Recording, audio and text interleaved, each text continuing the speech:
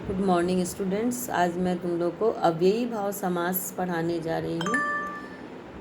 इसमें कहता है कि जिस समास में पूर्व पद प्रधान हो और वही पूर्व पद अव्यय हो तथा दूसरा पद कोई नाम हो अर्थात कोई संज्ञा हो और दोनों के मिलने पर पूरा पद जो होता है वो अव्यय बन जाए, वहाँ अव्ययी भाव समास होता है।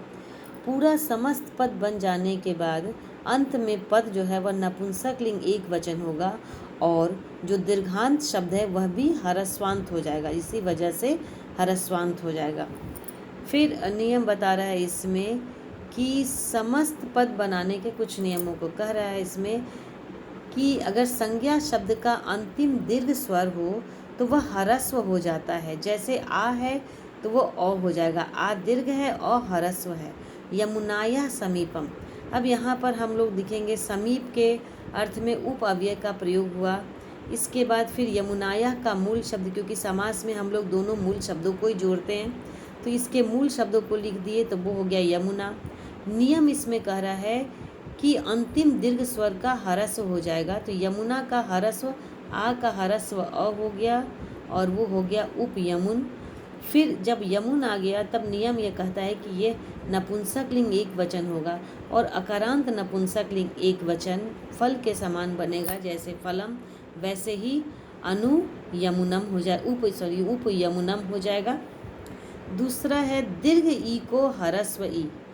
इसमें नद्या समीपम, नदी मूल शब्द होता है और फिर बड़ी ई से समीप के अर्थ में उप अव्यय का प्रयोग हुआ और जब ये बड़ी ई से आ गया है तो फिर यहाँ पर नियम कहता है कि अगर दीर्घ ई है तो वो ह्रस्व हो जाएगा और यह ह्रस्व होकर के उप नदी का रूप बन गया। दीर्घ उ है वो ह्रस्व वध्वा समीपम उपवधु, यह मधु के समान इसका रूप चलता है।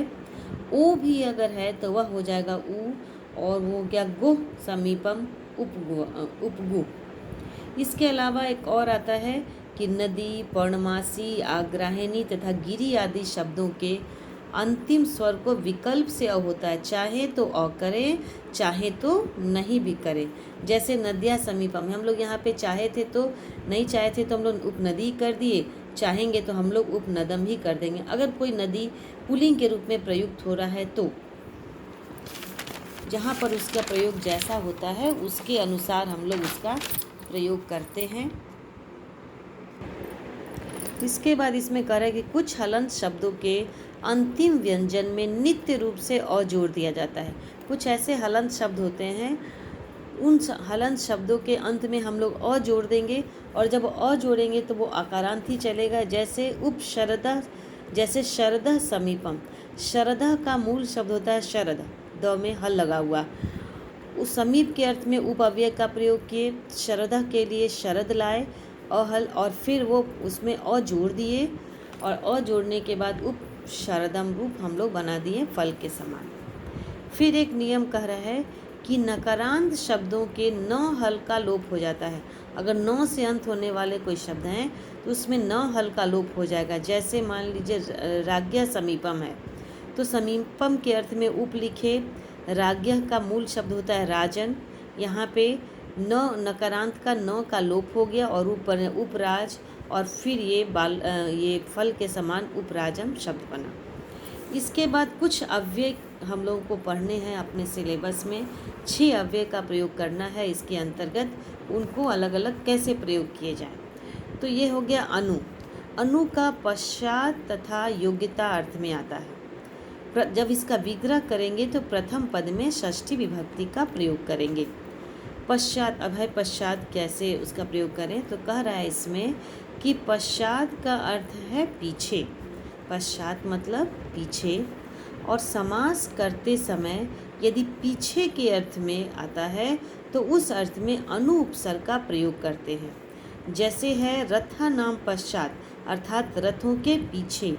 अब यहाँ पर है कि पश्चात के लिए हम लोग अनु का प्रयोग किए और रथा नाम का मूल शब्द लिखे रथ, उसके बाद फिर ये अकारांत है इसलिए हम लोग यहाँ पे लिख दिए फल के समान अनुरथम।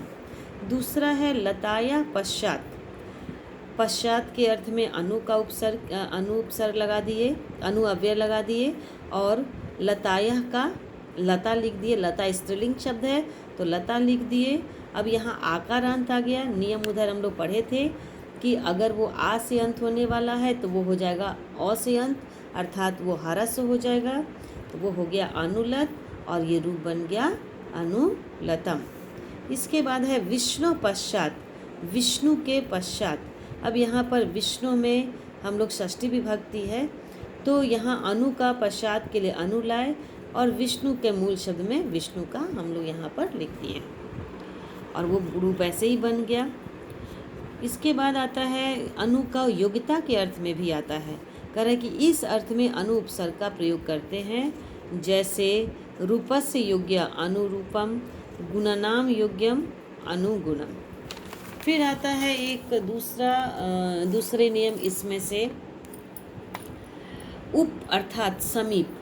उप अर्थात समीप के अर्थ में इसमें कह रहा है कि प्रथम पद में षष्ठी विभक्ति का प्रयोग होता है। जब हम लोग विग्रह करते हैं तो विग्रह में प्रथम पद में हम लोग षष्ठी विभक्ति का प्रयोग करेंगे।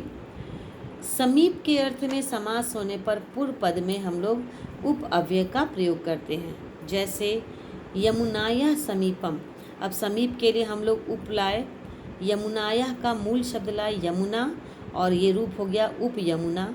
नियम हम लोग जाने थे कि दीर्घ स्वर होगा तो वो हरस्व हो जाएगा, और वो रूप बना उप यमुन, और फिर ये इसमें हम लोग फल के समान ये रूप बन गया, और वो उप यमुनम का रूप बन। इसके बाद आता है तटस्थ समीपम, उपतट आया, और फिर हो गया उपतटम। फिर तीसरा नियम इसमें आता है सात। सह मतलब सात, उसके लिए स का प्रयोग करते हैं। इसका विग्रह करेंगे तो प्रथम पद में षष्ठी विभक्ति को जोड़ देते हैं। इसमें कह रहा है कि सहित के अर्थ होने पर, मतलब साथ के अर्थ होने पर पूर्व पद में स अव्यय का प्रयोग होता है, जैसे चित्रेन सहितम। अब यहाँ पर सहितम के लिए स का प्रयोग हुआ। चित्रेन का तृतीया विभक्ति है, चित्रेन का हम लोग प्रयोग किए तो मूल शब्द आ गया चित्र, और चूंकि ये अकारांत हो गया इसलिए यहाँ पर हम लोग स चित्रम लिखे। इसी तरह से आता है मित्रेन सहितम समित्रम। नेक्स्ट नियम है प्रति विप्सा, इसका मतलब कि आवृत्ति, उसको दोहराना। प्रथम पद में विग्रह करने पर प्रथम पद में द्वितीय तथा सप्तमी का प्रयोग होता है।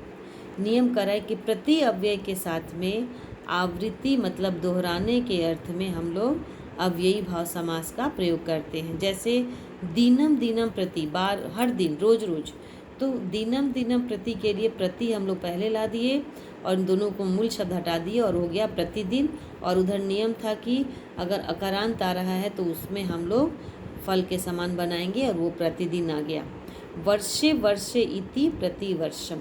अब इसमें एक देना है कि कहीं प्रति भी लगता है कहीं इति भी लगता है, दोनों जगह में कहीं कुछ लगा सकते हैं। मगर जब इसका हम लोग विग्रह करते हैं तो विग्रह में अगर यहाँ पर प्रति लिखते हैं तो विग्रह में हमेशा ही द्वितीय विभक्ति का ही प्रयोग करेंगे, विग्रह में हमेशा द्वितीय विभक्ति ही लाएंगे, कभी भी सप्तमी नहीं लाएंगे, क्योंकि हम लोग उपपद विभक्ति में पढ़ चुके हैं कि प्रति के युग में हम लोग हमेशा द्वितीय का ही प्रयोग करते हैं। इसके बाद आता है फिर अभाव। निर मतलब अभाव, अभाव अर्थ में प्रथम पद में विग्रह करने में षष्ठी विभक्ति का प्रयोग होता है। अर्थाभाव का मतलब होता है संबंधित वस्तु का अभाव, मतलब वो वस्तु का न होना। और अभाव अर्थ में हम लोग निरअव्यय का प्रयोग करते हैं, जैसे जना नाम अभाव। अभाव के लिए हम लोग यहाँ पर निर लाए और फिर जननाम का मूल शब्द जन लिखे, चूँकि ये अकारांत है इसीलिए यहाँ पे हम लोग निर्जनम लिखे। ऐसे ही मक्षिका नाम अभाव निर्मक्षिकम, हम लोग यहाँ पर निर लाए और उसके बाद मक्षिका का मूल शब्द में मक्षिका लाए, फिर हम लोग वहाँ पर मक्षिका का अकारांत ले गए और फिर अकारांत ले जाने के बाद हम लोग मक्षिकम का प्रयोग किए हैं।